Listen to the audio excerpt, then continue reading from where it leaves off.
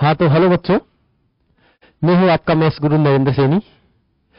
जैसा कि पिछली क्लास में मैंने आपको फर्स्ट चैप्टर एक्सप्लेन कर दिया था पूरा, मतलब उसको आपको बढ़िया तरीके से समझ दिया था।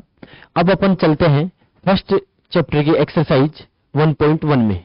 ठीक है, तो एक्सरसाइज जो 1.1 है उसका जो फर्स्ट क्वेश्चन है, एक बात ध्यान पढ़ाने से पहले आपको एक बात बता दूं, इस वीडियो को आप बहुत अच्छे से देखना, क्योंकि एक बेसिक मैथ्स का एक बहुत बढ़िया टॉपिक है और ये आपको आना बहुत जरूरी है। इसलिए आप हर क्वेश्चन को बहुत बारीकी से आपको पढ़ना है, समझना है। ठीक है, तो अपन पढ़ते हैं अपना क्वेश्चन नंबर एक्सरसाइज 1.1 का question number first. Question number first जो है अपना, वो क्या है कि क्या शून्य एक परिमेय संख्या है? क्या इसे आप p बटे q के रूप में लिख सकते हैं, जहां p और q पूर्णांक है और q is not equal to 0 है। क्वेश्चन क्या कह रहा है कि क्या शून्य एक परिमेय संख्या है? अगर शून्य परिमेय संख्या है तो क्या इसे p बटे q के रूप में लिख सकते हैं, जहां पे p और q क्या है, पूर्णांक है, और q is not equal to 0 है, मतलब q 0 के बराबर नहीं होना चाहिए। तो इसका आंसर है कि हां, शून्य एक परिमेय संख्या है। शून्य एक परिमेय संख्या है। इसे p बटे q के रूप में इसे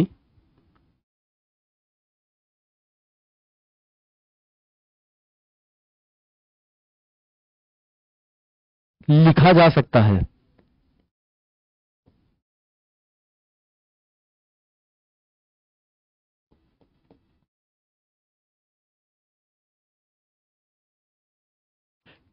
p बटे q के रूप में लिखा जा सकता है।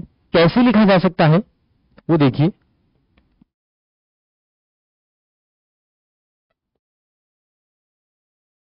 जीरो है, देखो p बटे q, ये 0 है, 0 के नीचे मैंने लगा दिया 1। यहां पे क्या किया मैंने कि जो 0 है इसके नीचे, इसके हर में मैंने 1 लगा दिया। ठीक है, तो ये किसमें बदल गया, p बटे q के रूप में। अब यहां बात करते हैं कि ये क्या बोल रहा है कि p और q दोनों क्या होने चाहिए, पूर्णांक, और q की वैल्यू 0, मतलब q का मान 0 नहीं होना चाहिए। तो यहां पे देखो p और q, ये p है और ये q है, दोनों क्या है, पूर्णांक है, और q का मान 0 भी नहीं है। ये इसका आंसर है। अपना अगला क्वेश्चन है, वो है कि 2 और 4 के बीच में 6 परिमेय संख्या ज्ञात करनी है। मतलब 2 और 4 के बीच में 6 परिमेय संख्या ज्ञात करनी है। जैसा कि मैंने आपको पहले बताया था कि कोई भी 2 परिमेय संख्याओं के बीच में अनंत परिमेय संख्याएं होती है, तो अपन उनको ज्ञात करेंगे। मैंने आपको इससे पिछली क्लास में आपको बताया था कि अपन कोई भी 2 परिमेय संख्याओं के बीच में अनंत परिमेय संख्या ज्ञात करने के लिए, या कितनी भी परिमेय संख्या ज्ञात करने के लिए 2 तरीके से अपन उसमें ज्ञात कर सकते हैं। तो अपन इसमें पढ़ेंगे। सबसे पहला जो तरीका है, वो अपना पहला तरीका है औसत निकाल कर ज्ञात करना। जो अपना पहला तरीका है वो क्या है, औसत निकाल कर ज्ञात करना। मतलब अगर अपने पास जो भी संख्या दे रखी है उन संख्याओं का औसत निकालेंगे और औसत निकालते हुए उसका क्या करेंगे, इनके बीच में परिमेय संख्याएं ज्ञात करेंगे। ठीक है, तो अपन औसत निकालेंगे। तो सबसे पहले इसका जो उत्तर है वो क्या आएगा, आंसर क्या आएगा कि 3 और 4। तो अब पहली जो संख्या निकालेंगे, अपन क्या करेंगे कि 3 और 4, अपने पास 2 संख्या है, इन दोनों संख्याओं का अपन औसत निकालेंगे। औसत कैसे निकालते हैं कि जो भी अपने को संख्याएं दी गई है उन दोनों को जोड़ देंगे और जितनी संख्या है उसका अपन क्या लगा देंगे, भाग लगा देंगे। तो अपने पास क्या निकल जाएगा, औसत निकल जाएगा। तो 3 और प्लस 4 को मैंने किया और 2 का भाग लगाया, तो 3 और 4 आ गया 7 और ये आ गया 2। तो मतलब 3 और 4 के बीच में 2 परिमेय संख्या क्या है, वो है 3 और 4 के बीच में एक परिमेय संख्या है, वो है 7 बटे 2। इसी प्रकार दूसरी परिमेय जो संख्या निकालूंगा वो क्या होगी, एक बात बताओ कि ये संख्या है 3, ये है 3 और ये है 4। इन दोनों के बीच में मैंने एक परिमेय संख्या निकाल दी, वो परिमेय संख्या है 7 बटे 2। वो परिमेय संख्या कितनी है, 7 बटे 2।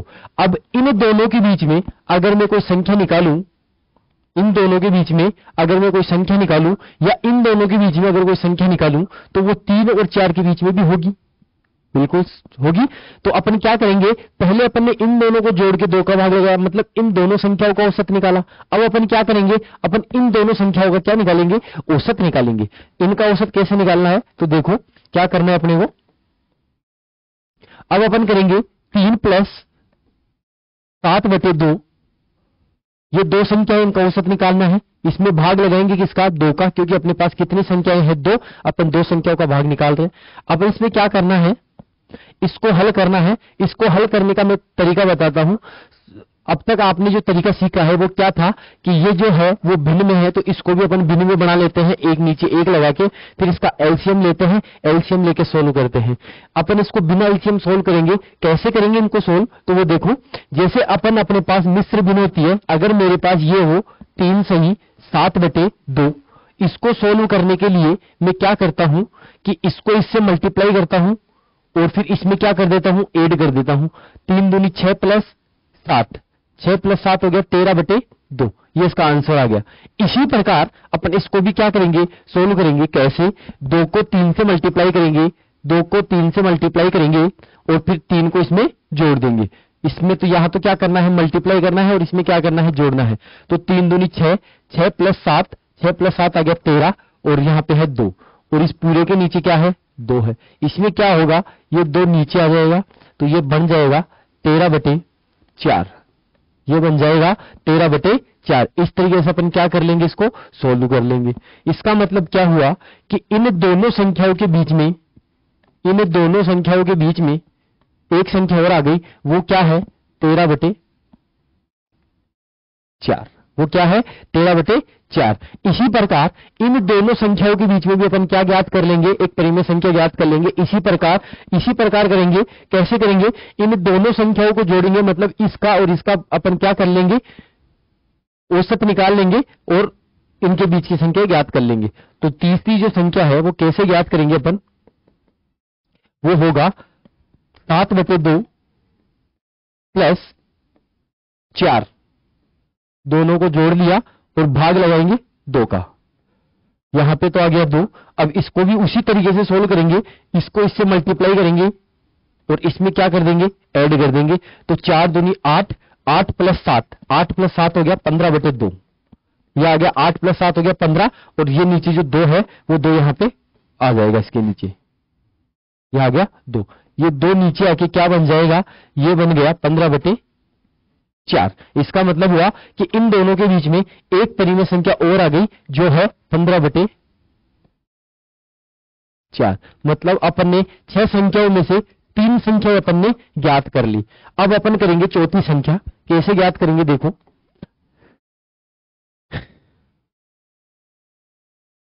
अब क्या करना है कि जैसे अपन ने इन दोनों को जोड़ के 2 का भाग, मतलब इसका इसका औसत निकाला, इसका इसका औसत निकाला, ऐसे अपन क्या करेंगे, अगर मैं इन दोनों के बीच में भी कोई निकालना चाहूं तो इन दोनों को जोड़ देंगे और 2 का भाग लेगा, मतलब इस संख्या का और इस संख्या का औसत निकाल लूंगा, और औसत निकाल के क्या करूंगा, जब औसत निकालूंगा तो इसके बीच की संख्या आ जाएगी। मतलब ये वाली संख्या और ये वाली संख्या, इन दोनों का क्या निकाल लेंगे, औसत निकाल लेंगे। तो अपन क्या करेंगे, 3 + यहां पे है 13/4, और इसका औसत निकालने के लिए किसका भाग लगाएंगे, 2 का, क्योंकि अपन 2 संख्याओं का औसत निकाल रहे हैं। अब इसको कैसे सोल्व करेंगे, वही तरीका है, इसको इससे मल्टीप्लाई करेंगे और इसमें क्या कर देंगे, ऐड कर देंगे। तो 4 × 12, 12 + 13, 12 + 13, 12 × 24 = 25। तो ये हो गया 25/4, और नीचे क्या आ जाएगा, 2। ये 4 नीचे आके ये क्या बन जाएगा, ये बन जाएगा 25/8।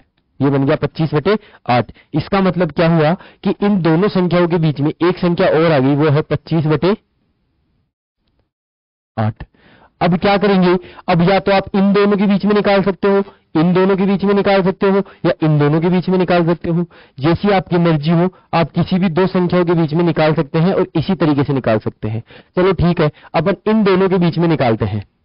इन दोनों के बीच में निकालने के लिए क्या करेंगे, ये 5वीं संख्या है, क्या करेंगे, 13/4 + 7/2 मतलब इन दोनों के बीच में निकालने के लिए इन दोनों का क्या कर लेंगे, औसत निकालेंगे। तो अपने पास दो संख्याएं हैं, दो संख्याओं का औसत निकालने के लिए क्या करेंगे, दोनों संख्याओं को जोड़ देंगे और किसका भाग लगाएंगे, दो का भाग लगाएंगे, क्योंकि दो संख्याओं का औसत निकाल रहे हैं तो दो का भाग लगाएंगे। इसको जोड़ने के लिए अपन क्या करेंगे, देखो इसको एक तरीका होता है। इसका तरीका क्या है, इसका ये एक तरीका है कि अपन इसका पहले एलसीएम लेंगे, एलसीएम लेने के बाद इसको सोल्व करेंगे, उसके बाद में करेंगे। अपन इसको बिना एलसीएम सोल्व करे कैसे करेंगे, इसको बिना एलसीएम सोल्व करने का एक तरीका बताता हूं मैं, वो कैसे आएगा। देखो क्या करेंगे, इसको इससे मल्टीप्लाई करेंगे, 13 दूनी 26 प्लस इसको इससे मल्टीप्लाई करेंगे, 7 चौक 28 बटे 4 दूनी, इन दोनों का नीचे मल्टीप्लाई कर देंगे, 4 दूनी 8 हो गया।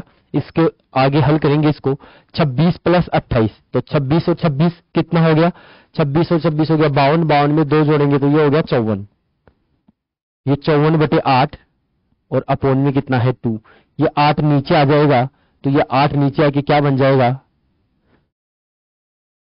ये बन जाएगा 54 अपोन 8 दूनी 16, 8 दूनी 16। इसका मतलब क्या हुआ कि इन दोनों के बीच में एक संख्या आ गई, वो है 54 बटे 16। इस 54 बटे 16 को अगर ये किसी नंबर से कैंसिल हो रहा है तो अपन इसको क्या कर सकते हैं, कैंसिल कर सकते हैं। तो देखो इसको 2 से कैंसिल करेंगे तो ये आ गया 27 और इसको 2 से कैंसिल करेंगे तो आ गया 8। मतलब इन दोनों के बीच में इसको अगर अपन कैंसिल करेंगे 2 से, इसको 2 से कैंसिल किया तो ये आ गया 27, इसको 2 से कैंसिल करेंगे तो ये आ गया 8। मतलब इन दोनों के बीच में एक संख्या आ गई, वो है 27/8, वो है 27/8। इसी प्रकार अपन 6 नंबर की, क्योंकि अपने को 6 संख्याएं निकालनी है, तो 6 नंबर की जो संख्या है वो क्या है, 6 नंबर की जो संख्या निकालेंगे, देखो कैसे करेंगे। अपन क्या करेंगे, इन दोनों को जोड़ के 2 से डिवाइड कर देंगे, मतलब इन दोनों संख्याओं को औसत निकाल सकते हैं या फिर इन दोनों संख्याओं को औसत निकाल सकते हैं। तो अपन इन दोनों का निकालते हैं तो ये आ जाएगा 7/2 प्लस 15/4 और किसका भाग लगा देंगे, 2 का, क्योंकि 2 संख्याओं को औसत निकाल रहे हैं। इसको सोल्व करेंगे तो क्या आएगा, देखो कैसे गुणा करेंगे, 7 को इससे मल्टीप्लाई किया तो 7 चौक 28 प्लस 15 को इससे गुणा किया तो ये आ गया 30 अपॉन 4 दूनी, इसको इससे गुणा कर देंगे, 4 दूनी 8 अपॉन में कितना है 2, ये 2 8 इधर नीचे आ जाएगा तो ये क्या बन जाएगा 28 प्लस 30, ये आ गया 58 अपॉन 8 दूनी 16। अब क्या करेंगे, अगर अपन इसको कैंसिल करेंगे, इसको 2 से कैंसिल करेंगे तो ये आ गया 2 29 और इसको 2 से कैंसिल करेंगे तो आ गया 8।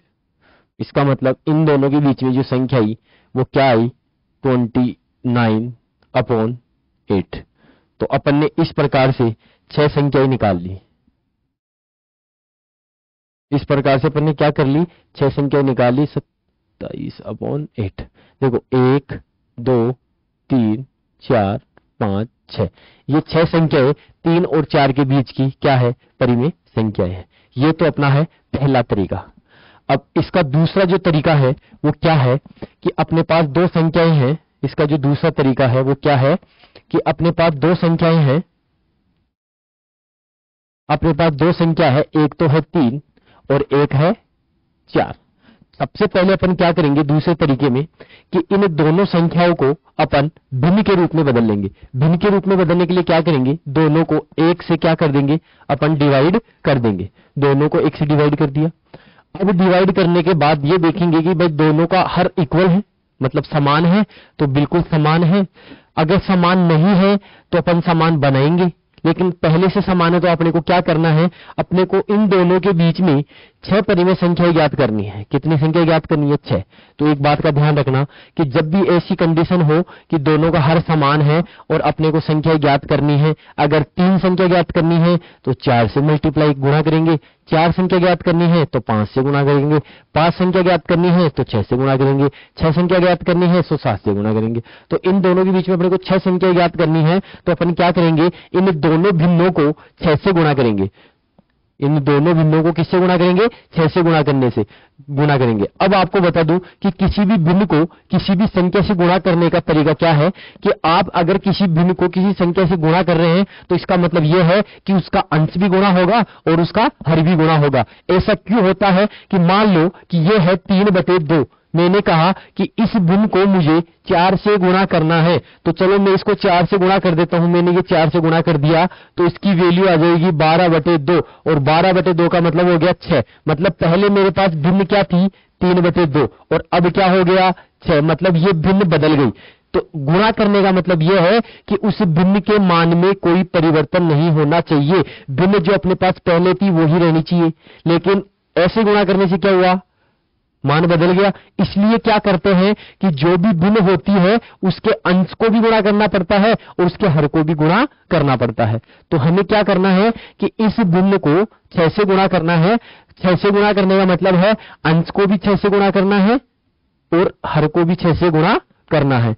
ऐसा करने से क्या होता है कि इसके मान में कोई परिवर्तन नहीं होता है।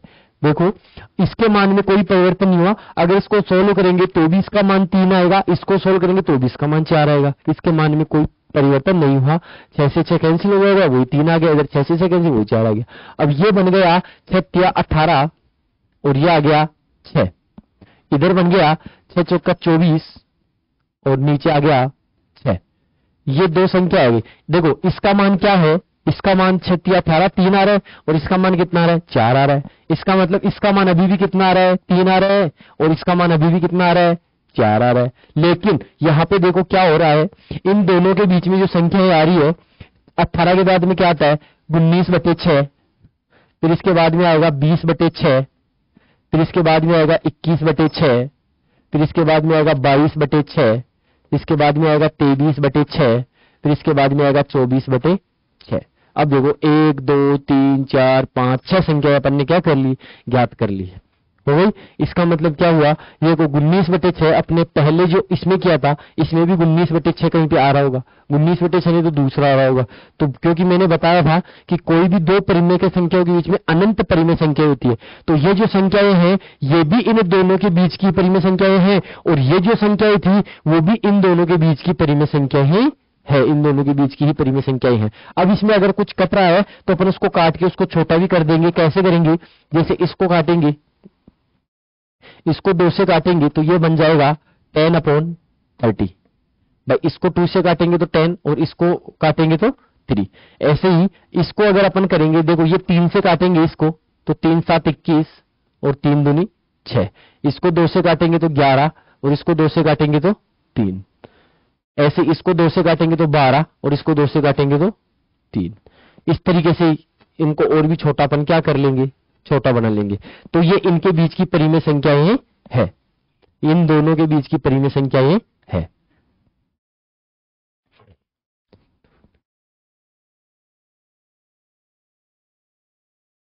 ठीक है। सॉरी, इसमें एक मिस्टेक है। अपने को 6 संख्या 5 हुई है क्योंकि अपन ने किससे मल्टीप्लाई किया? 6 से। क्योंकि 5 निकालने के लिए 6 से मल्टीप्लाई करते हैं, 6 निकालने के लिए 7 से मल्टीप्लाई करते हैं।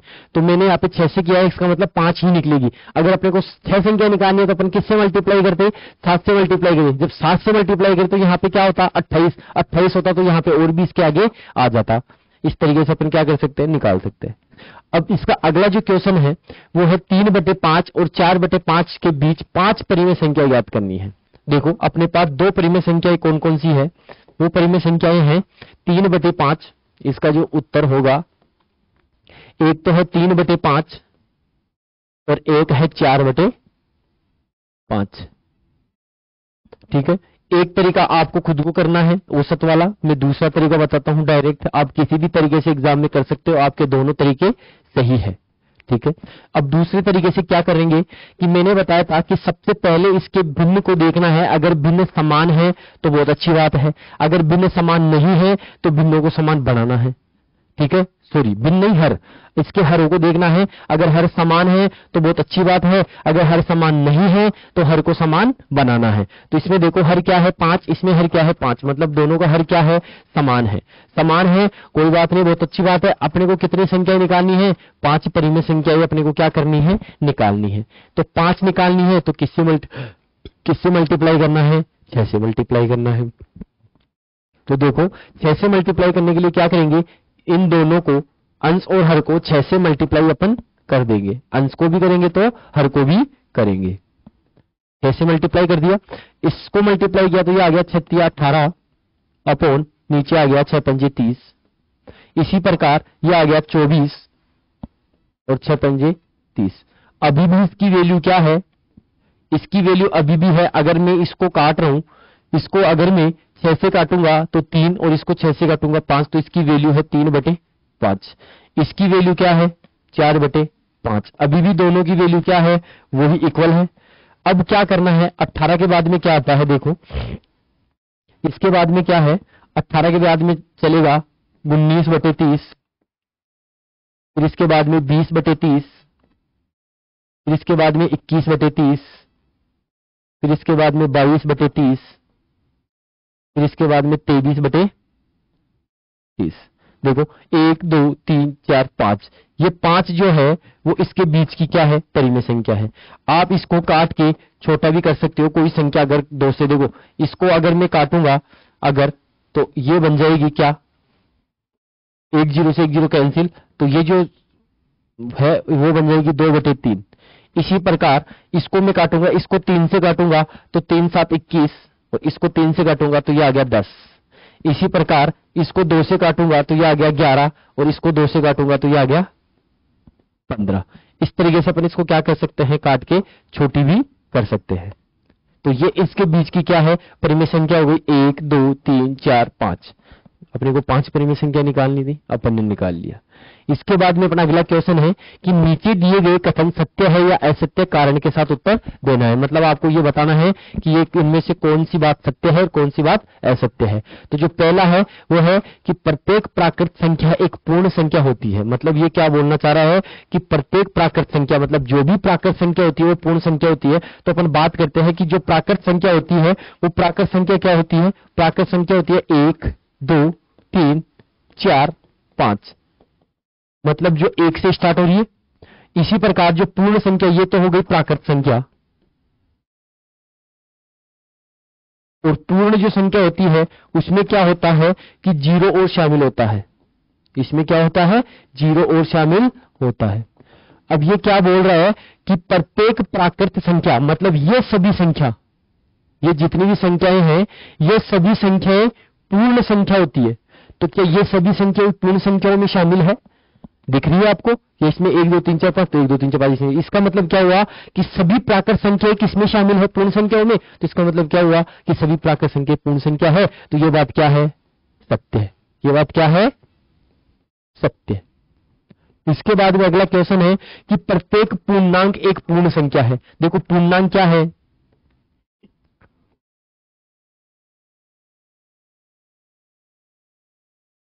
पूर्णांक है माइनस अनंत, -4, -3, -2, -1, 0, 1 2 3 4। ये पूर्णांक है। मतलब पॉजिटिव और नेगेटिव गिनने योग्य संख्या है वो क्या होती है, पूर्णांक होती है। अब ये बोल रहा है कि प्रत्येक पूर्णांक एक पूर्ण संख्या है। देखो पूर्णांक में ये वाली संख्या जो माइनस की वाली संख्याएं हैं, क्या वो इसमें मौजूद है, पूर्ण संख्याओं में मौजूद है, नहीं है। इसका मतलब ये क्या बोल रहा है कि प्रत्येक पूर्णांक में पूर्ण संख्या होती है। मतलब ये बोल रहा है कि ये सभी संख्या पूर्ण संख्या होती है, लेकिन कहां है, ये तो माइनस की है और ये सभी प्लस की है। तो इसका मतलब ये बात क्या हुई, असत्य। ये बात क्या हुई, असत्य।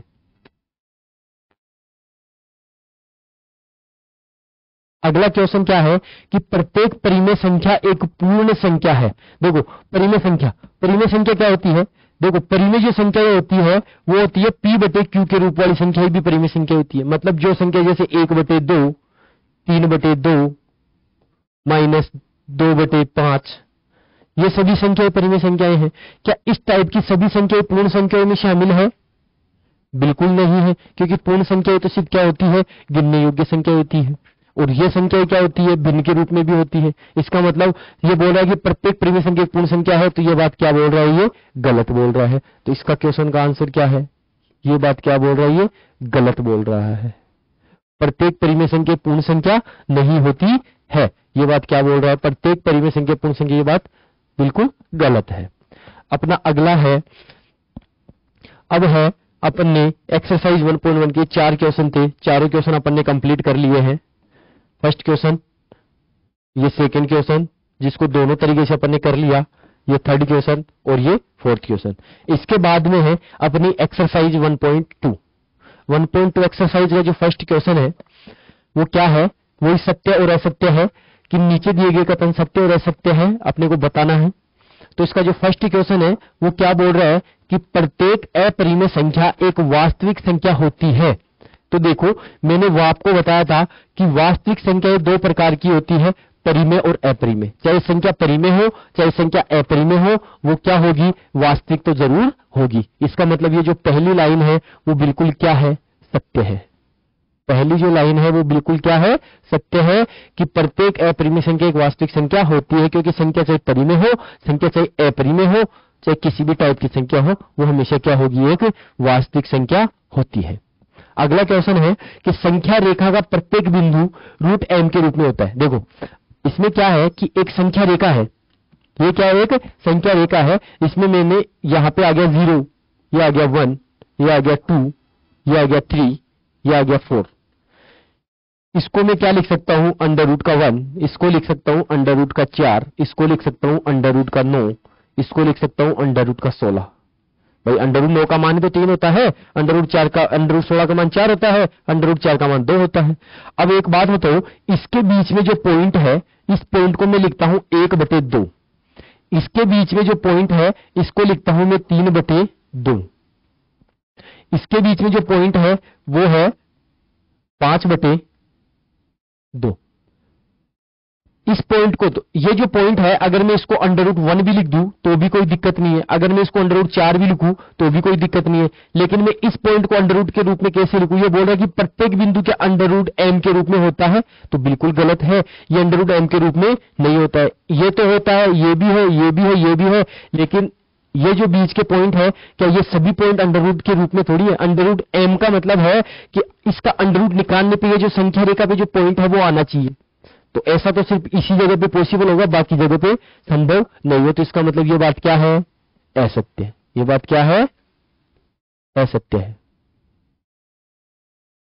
अगला क्वेश्चन है कि प्रत्येक वास्तविक संख्या एक अपरिमेय संख्या होती है। मैंने बताया था कि संख्या चाहे परिमेय हो चाहे अपरिमेय हो, वो दोनों ही क्या होती है, वास्तविक संख्या होती है। अब ये बोल रहा है कि प्रत्येक वास्तविक संख्या एक अपरिमेय संख्या होती है। वास्तविक संख्या तो परिमेय भी होती है, अपरिमेय थोड़ी होती है। तो इसका मतलब ये बात क्या हुई, असत्य है। ये बात क्या हुई, असत्य। ये हो गया असत्य। ये इसका फर्स्ट क्वेश्चन है। अगला जो क्वेश्चन है, सेकंड नंबर क्वेश्चन, वो क्या है कि क्या सभी धनात्मक पूर्णांकों के वर्गमूल, क्या सभी धनात्मक पूर्णांकों के वर्गमूल अपरिमेय होते हैं। देखो, पूर्णांकों के वर्गमूल, पूर्णांक में क्या है, माइनस की संख्याएं भी होती है और प्लस की संख्याएं भी होती है। ये बोल रहे हैं क्या सभी धनात्मक, सॉरी यहां पे ये बात कर रहा है सिर्फ धनात्मक पूर्णांकों की, मतलब यहां पे ऋणात्मक पूर्णांकों की अपने को चर्चा नहीं करनी है। धनात्मक पूर्णांक का मतलब हो गया 0, 1, 2, 3, 4, ये सभी क्या है, धनात्मक पूर्णांक है। ये सभी क्या है, धनात्मक पूर्णांक है। तो ये बोल रहा है कि इनके वर्गमूल, मतलब इसका वर्गमूल, इसका वर्गमूल, इसका वर्गमूल, इसका वर्गमूल, इन सभी के वर्गमूल क्या होते हैं, एक अपरिमेय संख्या होते हैं। तो मैंने आपको बताया था कि जिन संख्याओं का कंप्लीट मतलब पूर्ण वर्गमूल नहीं निकाला जा सकता, वो संख्या क्या होती है, अपरिमेय होती है। बाकी सभी संख्या क्या होती है, परिमेय होती है। तो क्या इस संख्या का अपन वर्गमूल निकाल सकते हैं, बिल्कुल निकाल सकते हैं। इस संख्या का वर्गमूल क्या होगा, 2। इसी प्रकार अंडर रूट 9 आएगा, इसका वर्गमूल निकाल सकते हैं, बिल्कुल निकाल सकते हैं, जिसका वर्गमूल आएगा 3। तो मैंने बताया था कि जिन संख्याओं का पूरा वर्गमूल होता है वो संख्या अपरिमेय नहीं होती है। तो ये संख्या तो अपरिमेय नहीं है। अब ये बोल रहा है क्या सभी धनात्मक पूर्णांक वर्गमूल, क्या सभी धनात्मक पूर्णांकों के वर्गमूल अपरिमेय होते हैं, बिल्कुल नहीं होते हैं। भाई नहीं होंगे ना, क्योंकि इसका भी नहीं होगा, इसका, क्योंकि इसका भी वर्गमूल निकाल सकते हैं, इसका भी वर्गमूल निकाल सकते हैं, तो ये संख्या तो क्या हो गई, परिमेय हुई, अपरिमेय थोड़ी हुई। आगे क्या बोल रहा है, यदि नहीं, अगर ऐसा नहीं है कि भाई सभी पूर्णांकों के वर्गमूल अपरिमेय नहीं है, तो आपको क्या करना है, एक ऐसी संख्या के वर्गमूल का उदाहरण देना है जो एक परिमेय हो। मतलब आपको एक ऐसी परिमेय संख्या, एक ऐसी परिमेय संख्या का वर्गमूल बताना है जो परिमेय हो।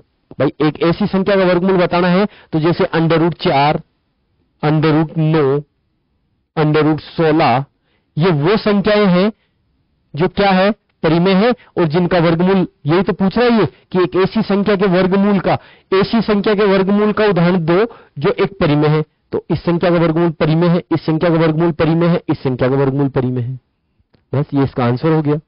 अगला जो क्वेश्चन है वो है कि दिखाइए कि संख्या रेखा पर √5 को किस प्रकार निरूपित किया जा सकता है। मतलब आपको क्या करना है कि संख्या रेखा पर √5 को किस तरीके से अपन निरूपित कर सकते हैं, वो आपको बताना है, मतलब एक डायग्राम बनाना है। तो मैंने आपको बताया था कि सबसे पहले कि जो भी अपने को दे रखा है √5, इसमें दो तरीके होते हैं, एक तो होता है पाइथागोरस परिमेय वाला, दूसरा होता है कि दूसरा। तो अपन पहले तरीके से इसको अपन सोल्व करेंगे।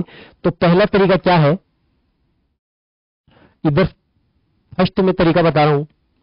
पहला तरीका क्या है कि √5 है, तो √5 के लिए देखो, √5 कब आएगा कि अगर कर्ण बराबर क्या होता है, पाइथागोरस प्रमेय के अनुसार क्या होता है, कर्ण बराबर क्या होता है, लंब स्क्वायर प्लस आधार स्क्वायर, कर्ण स्क्वायर प्लस आधार स्क्वायर और इसका √।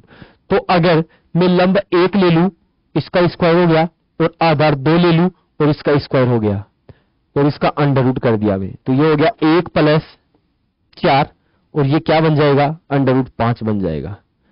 इसका मतलब क्या हुआ कि अगर मेरे पास कोई समकोण त्रिभुज है जिसमें लंब तो है 1 और आधार है 2, तो यह कर्ण क्या होगा, √5, क्योंकि समकोण की सामने वाली भुजा क्या होती है, कर्ण होती है। अगर मेरे पास लंब 1 है और आधार 2 है, तो इसका मतलब क्या है, कर्ण कितना होगा, √5 होगा। इसका मतलब क्या हुआ कि अपन क्या लेंगे, एक नंबर लाइन लेंगे। ये एक नंबर लाइन अपन ने ले ली,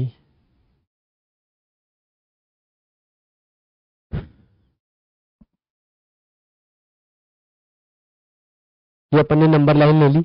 अब अपने को क्या करना है, या मान लो मैंने यहां पे मार्किंग करूंगा, ये हो गया 0, यहां पे मान लो ये हो गया 0, ये हो गया 1, ये हो गया 2, ये हो गया 3। 1 को मैं क्या लिख सकता हूं, √1, इसको क्या लिख सकता हूं, √4, और इसको लिख सकता हूं √9। इसका मतलब मुझे √5 को बताना है, तो √5 कहां पे आएगा, इन दोनों के बीच में। √5 कहां पे आएगा, इन दोनों के बीच में, मतलब जो 5 आएगा वो √4 और 9 के बीच में आएगा। अब सबसे पहले ये अपनी नंबर लाइन है, अपने को क्या करना है, आधार कितना लेना है, आधार यहां पे कितना लेना है, 2 लेना है। आधार कितना लेना है अपने को, 2 लेना है। मतलब 2 लेने का मतलब हो गया यहां से लेके यहां तक ये 2 हो गया, यहां से यहां तक 1 और यहां से यहां तक 1, तो ये पूरा कितना हो गया, 2। मतलब यहां से यहां तक ये कितना हो गया, 2 हो गया। मतलब ये अपना आधार हो गया, यहां से लेके यहां तक, ये अपना आधार हो गया। ये अपना क्या हो गया, आधार। अब अपने को क्या करना है कि ये जो पॉइंट है, इस पॉइंट पे अपने को क्या करना है, 90 डिग्री का कोण बनाना है। भाई 90 डिग्री का कोण बनाएंगे मतलब अपने को क्या बनाना है, एक समकोण त्रिभुज बनाना है। तो इसके लिए अपन क्या करेंगे, यहां पे प्रकार रखेंगे और पेंसिल को अपनी इच्छा अनुसार खोल लेंगे। तो अपन खोल के क्या करेंगे, एक ऐसे हाफ सर्कल बनाएंगे। हाफ सर्कल बनाने के बाद प्रकार को हिलाना नहीं है, जितना यहां से अपन ने ओपन किया था, फिर एक बार यहां से हाफ सर्कल बना दिया, फिर उसी प्रकार के नोक को यहां पे रखे, एक आर्क काट देंगे। जो पहला आर्क कटेगा वो 60 डिग्री का होगा, फिर यहां से दूसरा आर्क काट देंगे, जो दूसरा आर्क कटेगा वो 120 डिग्री का होगा। अब 90 डिग्री जो कोण होता है वो 60 और 120 के बीच में होता है। तो एक आर्क यहां से रख के, प्रकार यहां पे रख के पेंसिल से एक आर्क ऊपर की तरफ काट देंगे और एक पेंसिल प्रकार यहां रख के एक आर्क यहां काट देंगे। अब ये जो यहां से ये जो पॉइंट आया, इस पॉइंट से अपन क्या कर देंगे, एक रेखा को मिला देंगे। इस पॉइंट से अपन क्या कर देंगे, एक रेखा ड्रॉ कर देंगे।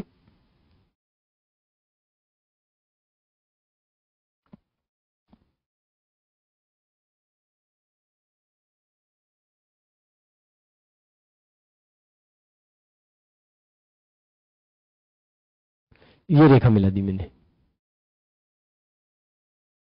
ठीक है। इसका मतलब ये जो कोण, ये जो एंगल है वो कितना हो गया, ये हो गया 90 डिग्री का एंगल। ये हो गया 90 डिग्री का एंगल, ठीक है। ये 90 डिग्री का एंगल हो गया। अब अपने को क्या करना है कि अपने को लंब कितना लेना है, आधार लेना है। लंब कितना लेना है, आधार लेना है। तो आधार लेने का मतलब क्या हुआ, यहां से यहां तक। आधार लेने का मतलब क्या हुआ, यहां से यहां तक तो 2 हो गया।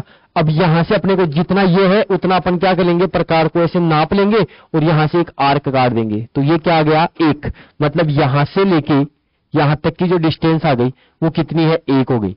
अब किसी मतलब त्रिभुज में आधार 2 है और लंब 1 है, तो इसका मतलब अगर अपन उसके कर्ण को मिलाएंगे, अगर अपन उसके कर्ण को मिलाएंगे,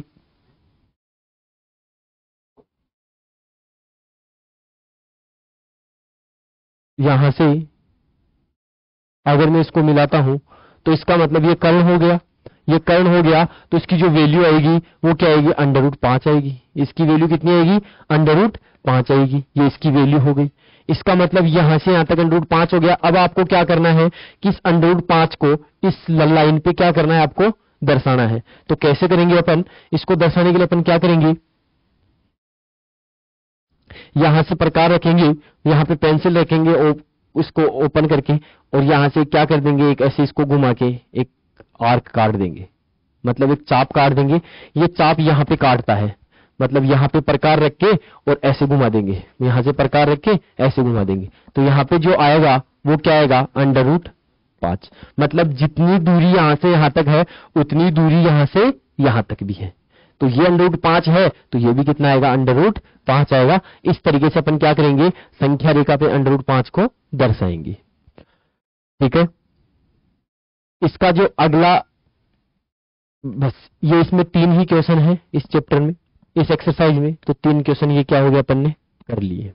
इसके बाद में है, हाँ, इसका एक तरीका तो ये हो गया। इसका मैं दूसरा तरीका भी आपको समझा देता हूं। दूसरा तरीका क्या है, दूसरे तरीके में देखो क्या करना है आपको।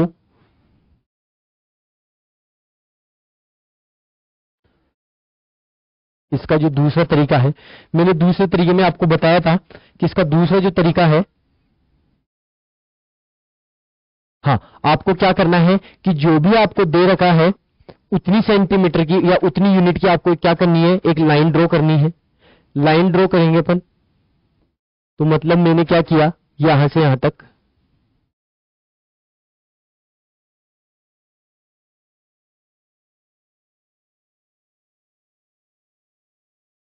यहां से यहां तक मैंने एक लाइन ड्रॉ कर ली। ये हो गया। ये कितनी हो गई, 5 सेंटीमीटर। ये कितनी हो गई, 5 यूनिट हो गया।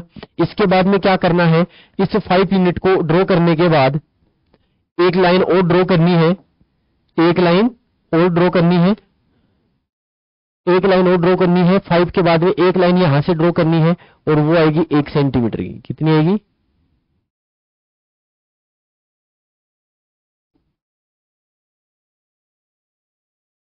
ये 1 सेंटीमीटर की लाइन और मैंने क्या कर ली, ड्रॉ कर ली। इसका मतलब ये 1 सेंटीमीटर हो गया। ये क्या हो गया, 1 यूनिट। अब 1 यूनिट हो गया। इसका मतलब यहां से लेके यहां तक ये पूरी डिस्टेंस हो गई 6 यूनिट। ये पूरी कितनी हो गई, 6 यूनिट। अब आपको क्या करना है, इस 6 यूनिट का हाफ करना है। ये जो हाफ मतलब इस 6 ये जो 6 यूनिट है या 6 सेंटीमीटर है, इसका क्या करना है, आधा करना है। इसका आधा अप्रोक्सीमेट मान लो यहां पे इसका आधा हो गया, ये इसका क्या है, आधा हो गया, मतलब आधा भाग ये हो गया और आधा भाग ये हो गया। अब ये आधा भाग हो गया तो आप इसको एक केंद्र मान सकते हो। क्या मान सकते हो, एक केंद्र मान के आपको क्या करना है, एक केंद्र मान के, इसको केंद्र मान के, इसको केंद्र मान के आपको क्या करना है, आपको इसको केंद्र मान के एक हाफ सर्कल मतलब आधा सर्कल बनाना है। मतलब यहां पे प्रकार रख के और यहां से आपको क्या करना है, एक आधा सर्कल इस पे बनाना है।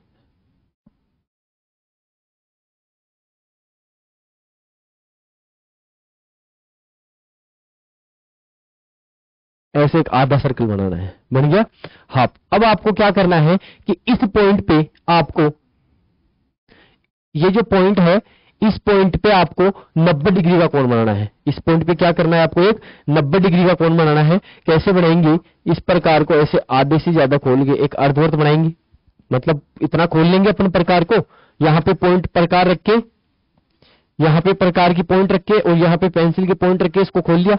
अब क्या करेंगे, उसको हिलाना नहीं है, एक बार जितना अपन ने ये बना दिया उसके बाद में एक चाप यहां से काट देंगे और एक चाप इसके आगे काट देंगे, एक चाप यहां से काट देंगे, एक चाप आगे से काट देंगे। अब क्या करेंगे, एक चाप यहां से ऊपर काटेंगे, एक चाप यहां से ऊपर काटेंगे।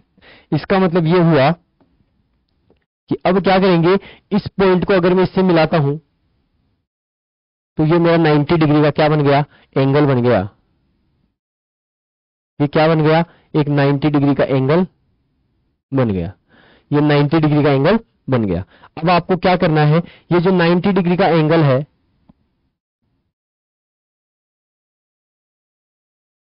या 90 डिग्री का जो एंगल है वो इस लाइन को यहां पे क्या कर रहा है, क्रॉस कर रहा है। यहां पे क्या कर रहा है, क्रॉस कर रहा है। इसका मतलब क्या हुआ कि यहां पे ये जो क्रॉस कर रहा है, तो यहां से यहां तक की जो डिस्टेंस है, यहां से यहां तक की जो डिस्टेंस है, यहां से लेके यहां से लेके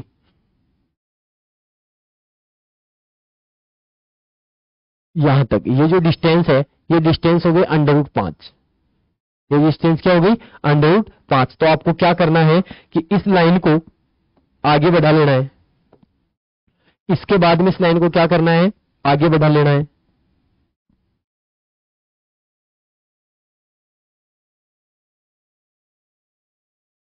ये आगे बढ़ा दिया।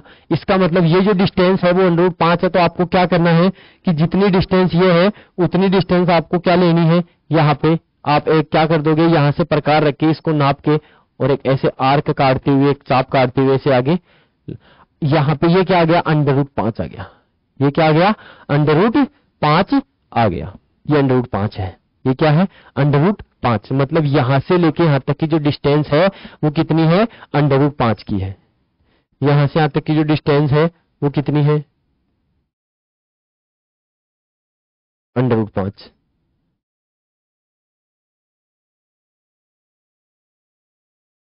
ये आ गया √5। मतलब जितनी डिस्टेंस ये है उतनी डिस्टेंस ये है, तो ये √5 हो गया। इस तरीके से ये दूसरा तरीका है, अपन नंबर लाइन पे √5 को ऐसे दर्शा सकते हैं। ये अपनी एक्सरसाइज 1.1 और 1.2 कंप्लीट हो गई। अब है एक्सरसाइज 1.3। एक्सरसाइज 1.3, यहां पे ये गलत है, यहां पे एक्सरसाइज 3 पे आएगा।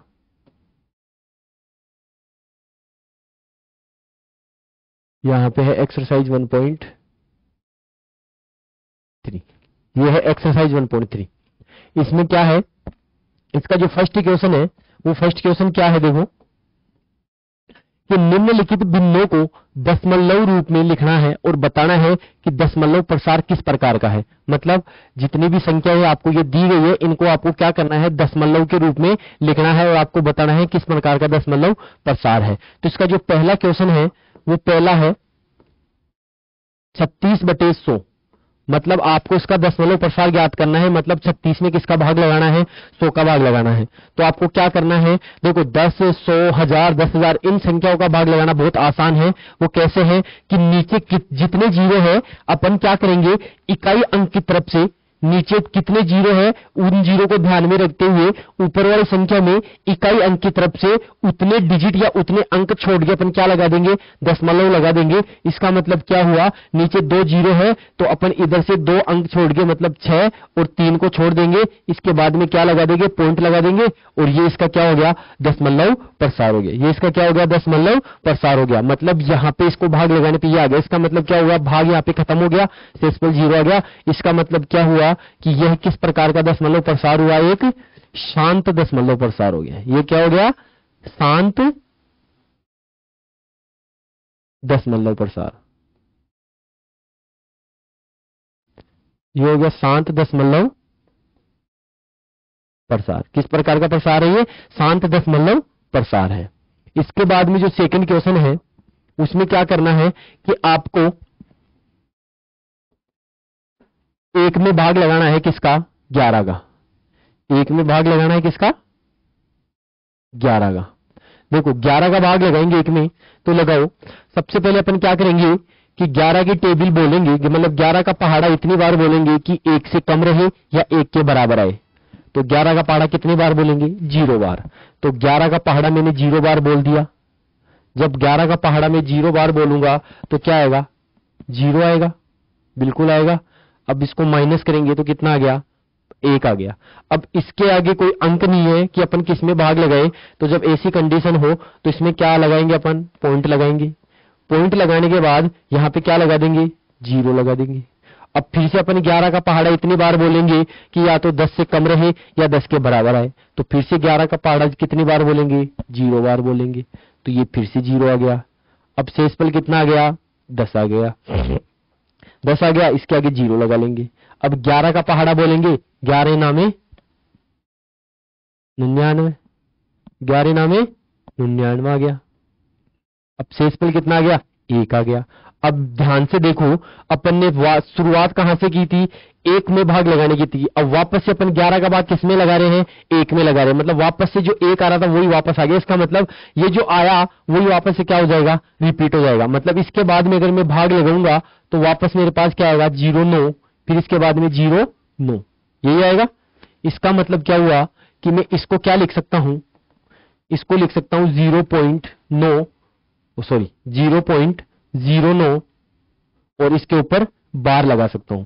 मतलब जितने अंक बार बार आएंगे उतने अंकों के ऊपर क्या लगा देंगे, एक बार लगा देंगे। ठीक है, तो इसका जो दशमलव प्रसार है वो किस प्रकार का है, अशांत आवर्ती दशमलव प्रसार। आवर्ती मतलब आवर्ती, अनवसानी आवर्ती। इसका जो दशमलव प्रसार है वो किस प्रकार का है, अनवसानी आवर्ती दशमलव प्रसार। अनवसानी आवर्ती का मतलब है अशांत अनवसानी आवर्ती, मतलब इसकी आवर्ती बार बार हो रही है। तो ये किस प्रकार का दशमलव प्रसार हुआ, आवर्ती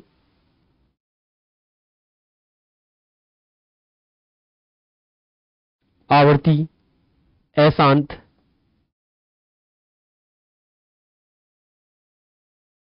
दशमलव प्रसार।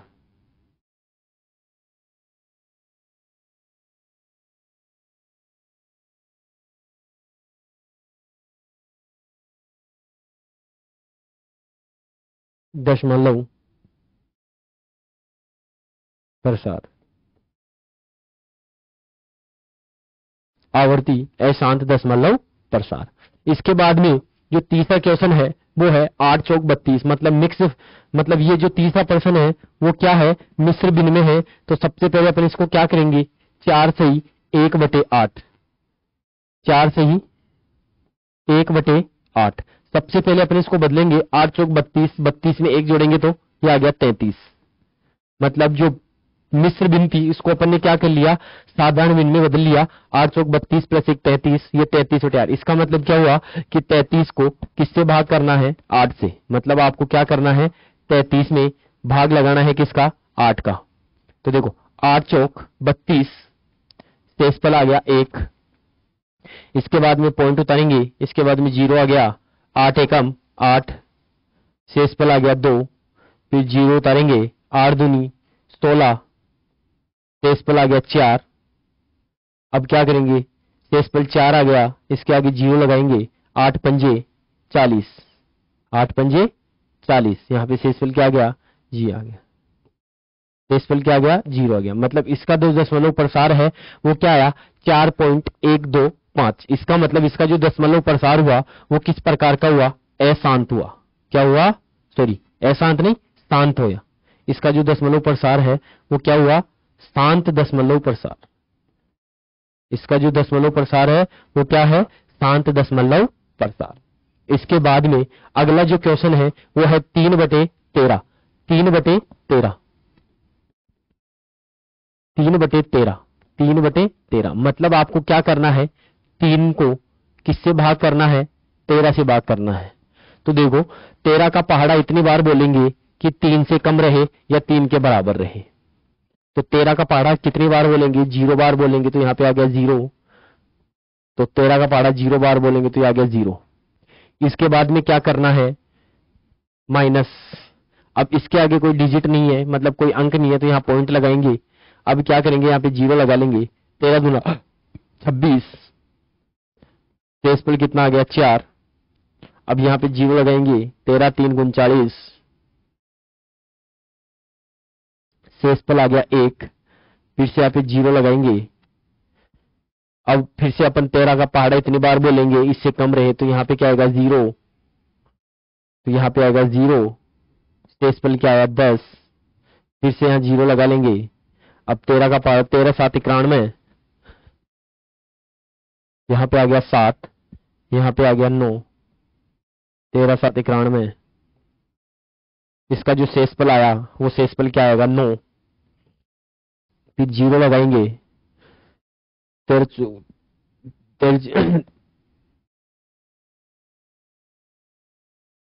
78,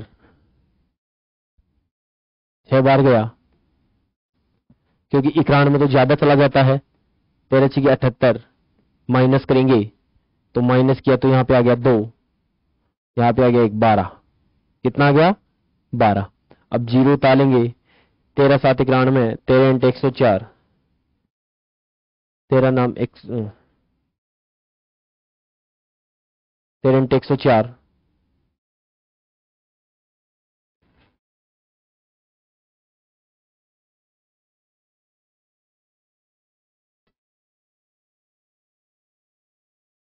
सॉरी कितनी बार जाएगा, 9 बार। 9 90 27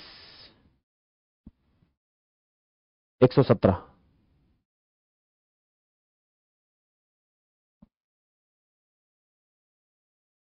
117, 9 बार गया।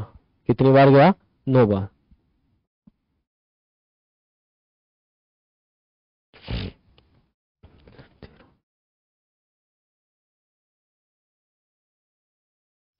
डेसिमल कितना आ गया, 3। अब देखो अपन ने 3 से शुरुआत की थी, वापस से डेसिमल कितना आया, 3। इसका मतलब अब अगर अपन दोबारा इसमें भाग लगाएंगे तो वापस से यही प्रोसेस चालू हो जाएगी। वापस से यही प्रोसेस क्या हो जाएगी, चालू हो जाएगी। भाई यहां से स्टार्ट हो जाएगा ना, 2 से, 13 दूना 26, वहीं यहाँ पे 0 लगाएंगे। तो देखो यहाँ पे भी अपन ने 30 में भाग लगाया था, तो वापस से 30 आ गया। मतलब यही प्रोसेस क्या हो जाएगी, वापस से स्टार्ट हो जाएगी। मतलब इतने अंकों के बाद में बार लग जाएगा। तो इसका जो दशमलव प्रसार हुआ वो क्या हुआ, अशांत आवर्ती दशमलव प्रसार।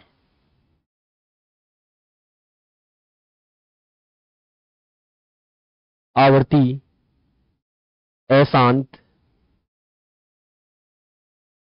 दशमलव प्रसार।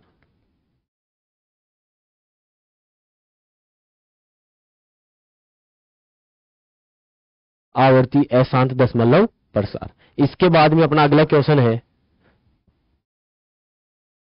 2/11। अगला क्वेश्चन है 2/11। मतलब आपको क्या करना है, 2 में 11 का भाग लगाना है। भाई 2/11 है, इसका मतलब है 2 में किसका भाग लगाना है, 11 का भाग लगाना है। तो देखो बाहर लगाएंगे, 11 का पहाड़ा बोलेंगे 0 बार, तो यहाँ पे आ गया 0, यह आ गया 2। इसके बाद में क्या आएगा, यहाँ पॉइंट लगाएंगे, यहाँ पे 0 आया, 11 एकम 11, शेषफल कितना आ गया, 9। यहाँ पे 0 लगाएंगे, 11 8 88, शेषफल कितना आ गया, 2। अपन ने 0 से स्टार्ट किया था, वापस से 2 से स्टार्ट किया था, वापस से 2 आ गया। मतलब यही क्या हो जाएगा, बार बार रिपीट होता रहेगा। इसका मतलब क्या हुआ कि इसका जो दशमलव प्रसार है वो भी क्या आएगा, आवर्ती अशांत